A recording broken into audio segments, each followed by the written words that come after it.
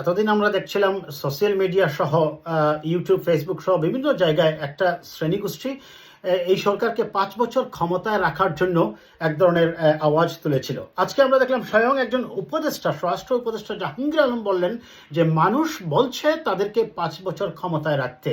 আপনারাও কি তাই মনে করেন?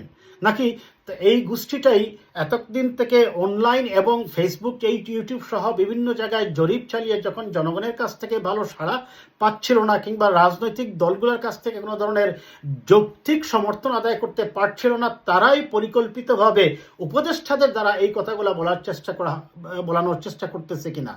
নাকি তাদের এই ধরনের আসলেও কোনো দুরভিসন্ধি আছে যে তারা 5 বছর রাষ্ট্র ক্ষমতায় থাকতে চান?